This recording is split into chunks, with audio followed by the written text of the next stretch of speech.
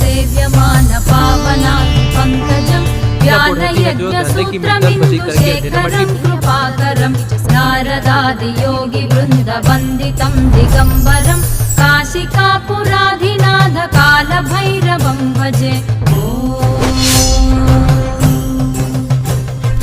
भानुकोटिभास्वरं भवाब्धितारकं परं नीलकण्ठमीप्सितार्थदायकं त्रिलोचनं कालकालमम्बुजाक्षमक्षशूलमक्षरं काशिकापुराधिनाथ कालभैरवं भजे।